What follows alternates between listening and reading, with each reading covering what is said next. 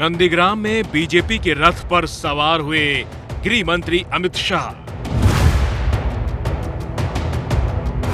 Wheel chair पर ममता बनर्जी का आज फिर नंदीग्राम में मार्च निकला। अमित शाह बोले, नंदीग्राम में ममता हारेंगी, बंगाल में होगा परिवर्तन। शुभेंदु अधिकारी जीतने जा रहे हैं। भारतीय जनता पार्टी का विजय इस सीट पर निश्चित। तो नंदीग्राम के संग्राम में ममता बनर्जी ने कहा, चाहिए ना बीजेपी, चाहिए ना चाइना चाइना बीजेपी के चाइना। पश्चिम बंगाल में दूसरे चरण की वोटिंग के लिए चुनाव प्रचार का आज आखिरी दिन है, तो बीजेपी और टीएमसी दोनों ने पूरा जोर लगा दिया। एक तरफ गृह मंत्री अमित शाह ने नंदीग्राम से बीजेपी उम्मीदवार शुभेंदु अधिकारी के साथ रोड शो किया, तो दूसरी ओर मुख्यमंत्री ममता बनर्जी ने यहां के भागा बोड़ा में व्हील चेयर पर बैठकर पद यात्रा की अगुवाई की। एक वक्त ऐसा भी आया जब बीजेपी कार्यकर्ताओं के पास से ममता का काफिला गुजरा तो जय श्री राम के नारे लगने लगे।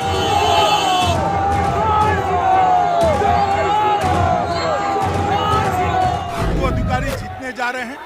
भारतीय जनता पार्टी का विजय इस सीट पर निश्चित है कि इनके लिए सीट कितनी कठिन है। नंदीग्राम की जनता पूरे बंगाल में परिवर्तन करने के लिए एक ही सीट पर परिवर्तन करना चाहती है, जिससे पूरे बंगाल का परिवर्तन नंदीग्राम पर ही हो जाएगा। टाका दिले খেয়ে নেবেন, টাকা তো আপনি মাইনে তো পান, টাকাটা খেতেই হয়। আর এটা আপনার টাকা, এটা কারোর টাকা নয়। হাজার হাজার কোটি টাকা চুরি করেছে গদ্দার মির্জাফর। তাই সেই টাকা থেকে কাউকে 200 কাউকে 500 দিচ্ছে আর বলছে নারকেল দিচ্ছে, আঙুর দিচ্ছে, সাথে আবার ডুবুডুবু টুবুটুবু চুবুচুবু সব দিচ্ছে। সুতরাং মনে রাখবেন, টাকা দিলে খরচ করুন আর বিজেপিকে ভোটের খাতায় খরচা করুন। पश्चिम बंगाल की नंदीग्राम सबसे हाई प्रोफाइल सीट बन चुकी है। यहाँ ममता से बगावत कर शुभेंदु अधिकारी बीजेपी के टिकट पर चुनाव लड़ रहे हैं, तो ममता ने सिर्फ इसी सीट से चुनाव लड़कर नया दांव खेला। खुद डर गई, अपने डर गई, हारने के डर से ये सब कर रहा है। फर्स्ट स्टेशन में गोटा पूरा देश जानता है, अपॉर्चुनिस्ट पॉलिटिक्स का पायोनियर है, आर्किटेक्टर है, लीडर है ममता बनर्जी। को धोखा दिया ममता बनर्जी, गद्दार है ममता, उसका दूध पानी का पानी। थोड़ा पेशेंस रखिए ना, ममता बनर्जी खुद हारने वाली है, पूछ लीजिए नंदीग्राम का जनता से। नंदीग्राम सीट से कांग्रेस और लेफ्ट ने मीनाक्षी मुखर्जी को उम्मीदवार बनाया है। मीनाक्षी काफी गरीब परिवार से आती है। लेफ्ट ने आरोप लगाया कि 2 दिन पहले मीनाक्षी पर नंदीग्राम में हमला भी हुआ। साफ है कि बंगाल चुनाव की सबसे हॉट सीट है नंदीग्राम। दूसरे चरण में यानी 1 अप्रैल को यहाँ वोटिंग होगी। 2 मई को यहाँ के नतीजे पर पूरे देश की नजर रहेगी।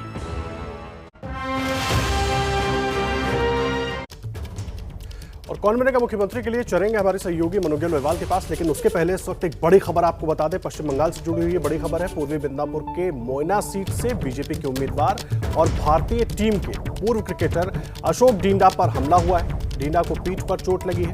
आरोप है कि 50 से ज्यादा टीएमसी समर्थकों ने अशोक डिंडा की गाड़ी को घेर लिया था और उनकी गाड़ी पर पथराव किया गया। तस्वीरें हम आपको दिखा रहे हैं उस गाड़ी की भी, जिस वक्त अशोक डिंडा प्रचार करने के लिए निकले थे। तो आरोप ये लगाया जा रहा है कि टीएमसी के 50 से ज्यादा समर्थक वहां पर जुट गए और गाड़ी पर उन्होंने पथराव किया। कुंतल चक्रवर्ती हमारे सहयोगी जुड़ गए। कुंतल, पूरी जानकारी क्या है? देखिए, मोयना बाजार के करीब से वहां से निकल रहे थे अशोक डिंडा का जो कॉन्वॉय है, क्योंकि एक जगह से दूसरे जगह प्रचार के लिए अशोक डिंडा जा रहे थे। आज ही चुनावी प्रचार का आखिरी दिन था। एक तारीख को वहां चुनाव है, दूसरे चरण के चुनाव है। तो आरोप यह है कि 50 से ज्यादा तृणमूल कांग्रेस के समर्थक गाड़ी को घेर लिया।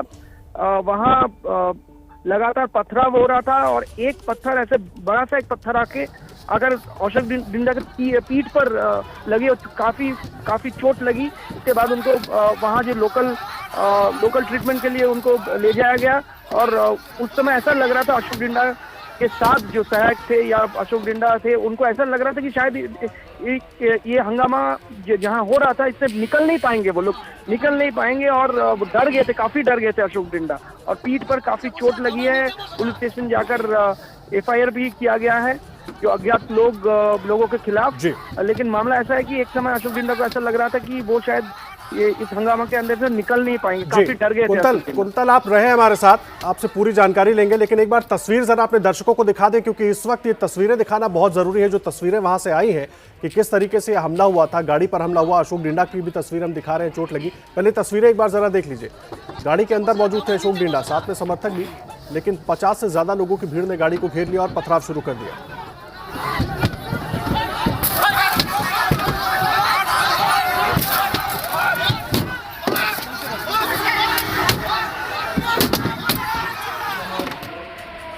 সময় সবার আমার প্রচার শেষ হওয়ার সময় ছিল। নিচে বসে যা, নিচে বসে যা, নিচে বসে যা, নিচে বসে যা।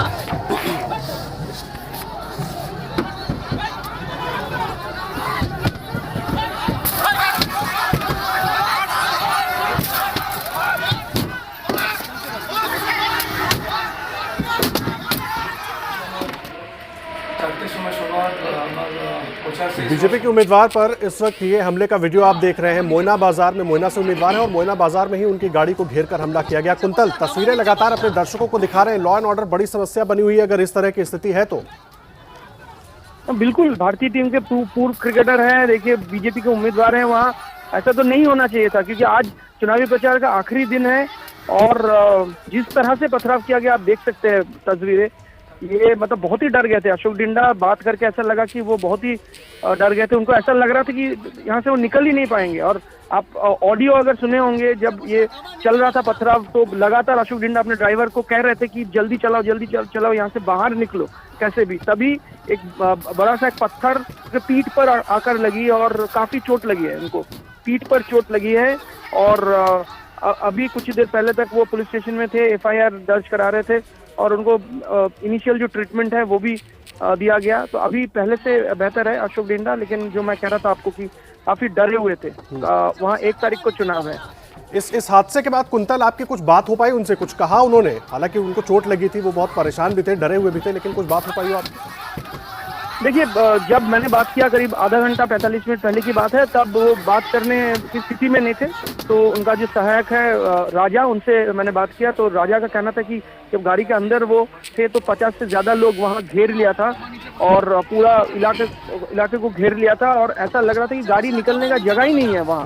और लगातार पथराव वहाँ किया जा रहा था और गाड़ी का शीशा टूट गया और गाड़ी को मतलब जिस हालत में अभी गाड़ी है, आप शायद स्टिल फोटो आप चला रहे हैं, तो मतलब पूरा टूटा हुआ है गाड़ी। लेकिन गाड़ी की बात नहीं है, बात यह है कि अशोक डिंडा अभी ठीक है, यही बड़ी बात है।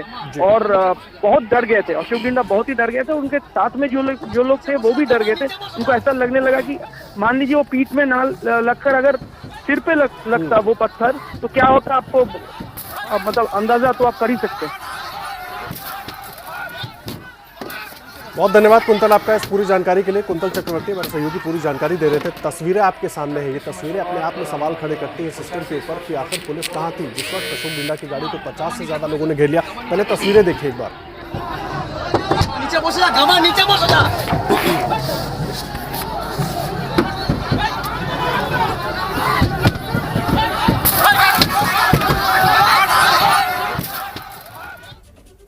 तो ये तस्वीरें आप देख रहे थे मोइना बाजार की। पूर्वी मिदनापुर में सीट आती है और वहीं से उम्मीदवार थे अशोक डिंडा और उन पर हमला हुआ। हालांकि वो बहुत अभी भी घबराए हुए हैं, लेकिन सवाल बड़ा ये कि आखिर भीड़ तंत्र में क्यों तब्दील हो गए।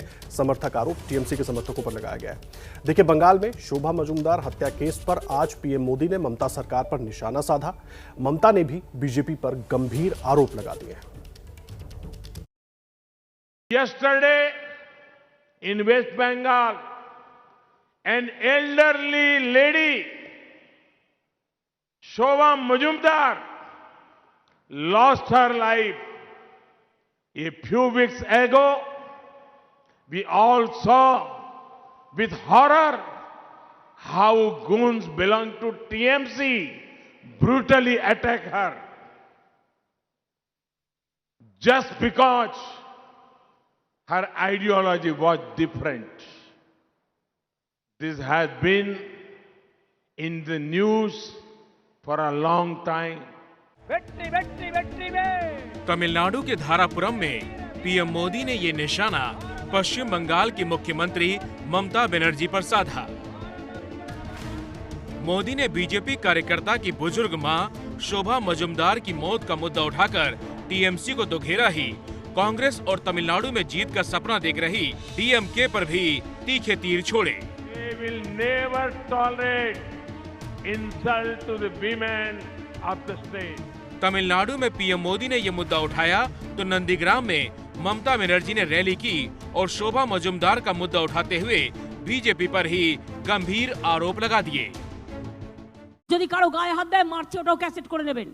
আর একটা প্ল্যান আছে ওদের, কোনো একটা মেয়েকে নিজেদের দলের মেয়েকে মারবে, ওই বিহার বা উত্তরপ্রদেশের গুন্ডাদের নিয়ে এসছে তো এখানে, ওদের দিয়ে অত্যাচার করবে, করে মারবে, মেরে বাংলার নামে দোষ দিয়ে হিন্দু মুসলমান করে ফেলবে। এগুলো মনে রাখবেন, এগুলো ওদের প্ল্যান। ওই বিদেশ থেকে যেগুলো এসছে, বিদেশ মানে বিহারের গুন্ডাগুলো, রাজস্থানের গুন্ডাগুলো। अब आपको बताते हैं कि शोभा मजुमदार का मुद्दा है क्या।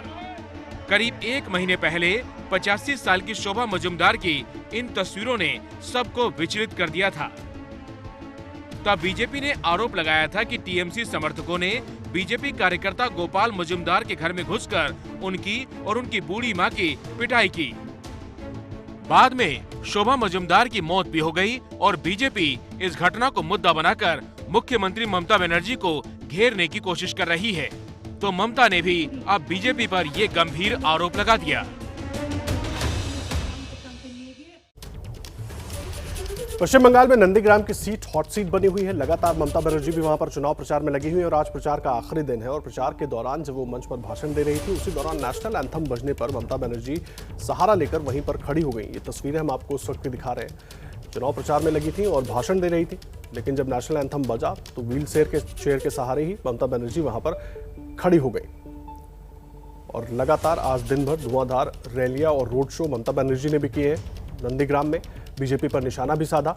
और ये तस्वीर मंच की उस वक्त की है, अब से कुछ देर पहले की, जिस वक्त वो प्रचार खत्म करने के दौरान भाषण दे रही थी। नेशनल एंथम बजने पर वहीं पर अपनी व्हीलचेयर के सहारे उस पर ही एक पैर रखकर ममता बनर्जी खड़ी हो गई। ये दो अलग अलग तस्वीरें हम आपको दिखा रहे हैं। ये पहली तस्वीर आप देख रहे हैं जिसमें ममता बनर्जी को लेकर उनके साथी अलग अलग जगहों पर प्रचार के लिए जा रहे हैं। व्हील चेयर पर ममता बनर्जी बैठी हुई हैं, उनकी सिक्योरिटी के लोग भी उनके साथ मौजूद हैं। दूसरी तस्वीर आप देख रहे हैं मंच की, जहां पर नंदीग्राम में ही लगातार ममता बनर्जी अलग अलग जगहों पर जा रही हैं, रोड शो कर रही हैं, सभाएं कर रही हैं। और सभा के दौरान जब नेशनल एंथम बजा तो ममता बनर्जी व्हील चेयर के सहारे ही खड़ी हो गई। और नेशनल एंथम खत्म होने के बाद वापस वो अपनी चेयर पर बैठी और फिर अपने भाषण को पूरा किया। दो अलग अलग तस्वीरें आपकी टेलीविजन स्क्रीन पर। हॉट सीट है नंदीग्राम, बीजेपी ने अपनी पूरी ताकत झोंकी हुई है। टीएमसी की तरफ से खुद ममता बनर्जी वहां पर उम्मीदवार है, तो उसकी पूरी कोशिश टीएमसी की है वहां से बड़ी जीत की। और इसीलिए लगातार धुआंधार चुनाव प्रचार वहां पर जारी है। और आपको बता दें कि अब से कुछ ही देर के बाद चुनाव प्रचार थम जाएगा वहां पर, क्योंकि 1 अप्रैल को मतदान होना है। 48 घंटे पहले चुनाव प्रचार थम जाएगा।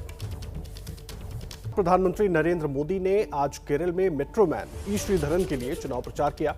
मोदी ने कहा, ई श्रीधरन केरल के सच्चे बेटे हैं।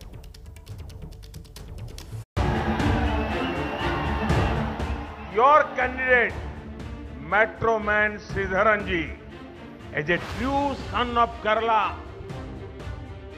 प्रधानमंत्री नरेंद्र मोदी जिन्हें केरल का धरती पुत्र कह रहे हैं, वो हैं ई श्रीधरन। ई श्रीधरन को पूरा देश मेट्रोमैन के नाम से जानता है। बीजेपी ने मेट्रोमैन ई श्रीधरन को इस बार पलक्कड़ से अपना उम्मीदवार बनाया है। और देखिए, पीएम मोदी जब आज ई श्रीधरन के प्रचार के लिए पहुंचे तो उन्होंने मेट्रोमैन की कैसे तारीफ की। Everyone wants well-educated people to enter politics. But thanks to Metroman Sridharan ji, I am seeing something for the first time. A man who achieved so much in life, a man who has done excellent work to make India modern and improve connectivity, a man who is admired by all sections of society.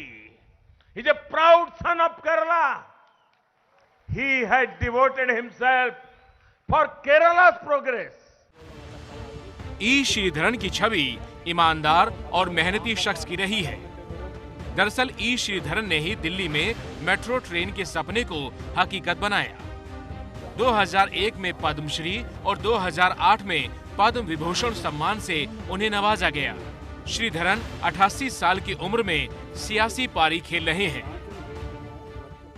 For the last 65 years, the left and the right governments were ruling Kerala.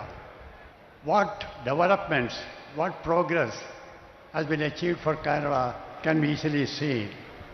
As a candidate to represent Palakkad constituency, what I did was to prepare a master plan for development of Palakkad. ई श्रीधरन के प्रचार के दौरान आज मोदी ने केरल में गठबंधन LDF और UDF पर जमकर निशाने साधे। For many years, the worst kept secret of Kerala politics was the friendly agreement of UDF and LDF. Now, the first time, voter of Kerala is asking, what is this match fixing? About LDF, it can be said, Judas betrayed Lord Christ for a few pieces of silver. LDF has betrayed Kerala for a few pieces of gold. विधानसभा चुनाव की तारीखों के ऐलान के बाद ये PM Modi का पहला दक्षिण दौरा है। देश में लेफ्ट के आखिरी गढ़ बने केरल में 140 सीटों पर 6 अप्रैल को चुनाव होने हैं। 2016 के विधानसभा चुनाव में बीजेपी को यहां सिर्फ 1 सीट मिली थी, लेकिन अब की बार बीजेपी मेट्रो मैन के सहारे यहां सत्ता की पटरी पर दौड़ने का सपना देख रही है। और अब बात असम की कर लेते हैं। देखिए, असम में बीजेपी के बड़े चेहरे हेमंत बिश्व शर्मा ने एबीपी न्यूज पर कहा कि 2 चरण के चुनाव में ही उनकी पार्टी बहुमत के करीब सीटें ले आएगी। विश्व शर्मा ने इसकी वजह भी साफ साफ बताई कि अल्पसंख्यक बहुल इलाकों में वो अपनी पार्टी के लिए वोट क्यों नहीं मांगते। के साथ हैं बीजेपी के एक बड़े चेहरे मंत्री हेमंत बिश्व शर्मा। तो पहले फेज का जो आप लोगों का आकलन है, खुद गृह मंत्री ने कहा कि 37 सीटें। सेकंड फेज का मैं पूछूंगा और मिलाकर बताइए कि क्या सरकार इन्हीं 2 फेजेस में बन जाएगी? हाँ, ये दोनों फेज में बन जाएगा। और हम लोग का यहाँ का जो लोकल आकलन है, फर्स्ट फेज में हम लोग 39 तक सीट मिल जाऊंगा, 39 से 40। ओके। और सेकंड फेज में मेरा लग रहा है करीबन 27 से 29-30 सीटें आएगा। Out of 39? Out of 39। तो फिर आप ये दावा कर रहे हैं कि ये 2 फेज मिला? हाँ, हमको ये 2 फेज में सरकार बनाना है और जो लास्ट फेज है उसमें बढ़त बनाना है। अगर आप लोगों से बात करके देखिए, लोग हमारा बात कर रहे हैं, हमारा सभा में, बीजेपी का सभा में ज़्यादा लोग आ रहे हैं। कांग्रेस का राहुल और प्रियंका लगभग दिखाई नहीं दे रहा है। कांग्रेस का कोई सहरा सभा करते हुए दिखाई नहीं दे रहा है। राहुल गांधी आ रहे हैं 2 दिनों के लिए। वो लोग थर्ड फेज के लिए, जहां वो लोग को मालूम है थोड़ा सीट उनको मिलेगा यूडीएफ का अलायंस के लिए, तो उस फेज के लिए आ रहे हैं। मतलब फर्स्ट और सेकंड फेज वो हमको दे के रखा है। अब कांग्रेस का अपना लैंग्वेज का हिसाब से ही आप अगर स्टडी करें कि फर्स्ट और सेकंड फेज बीजेपी का। क्या यही कॉन्फिडेंस का राज है कि आजकल आप मंच पे खूब उछलते हुए और डांस करते हुए नजर आ रहे हैं? बड़ा वो तो हम तो कैंपेन ऐसे करता हूँ। बहुत ज़्यादा सीरियस बात कैंपेन में मैं नहीं बोलता हूँ। नाचते गाने हंस के अपना मैसेज पास करवाता हूँ। आप कह रहे हैं कि आप हंसते गाते प्रचार करें तो अच्छी बात है, लेकिन जब हम माइनॉरिटी इलाकों में जाते हैं, उनकी शिकायत है कि हेमंत बिश्व शर्मा कहते हैं कि हमें नहीं चाहिए इस कम्युनिटी का वोट। ये जो आप पर आरोप है, और आप हमको जो जगह के लिए हम बोलता हूँ, अगर कल हम दिल खोल के बोलिए भैया मुझको वोट करे, और करेगा क्या? तो आप मांगिए ना, आप तो नेता हैं, आप कह रहे हैं कि वोट मैं मांग चुका हूँ ना। मांग के मैं वो नहीं मिलता है। देखिए, मैं अगर बोलो कि मुझको बागवर में वोट मिलेगा, मुझको जोनिया में वोट मिलेगा, ये कैसे मुमकिन है? वो नहीं मिलता है। आपके काम पर मिल सकता है, आप मांगिए ना। नहीं मांगना है भाई, हमारा अपना जो हमको वहाँ विकास करना है।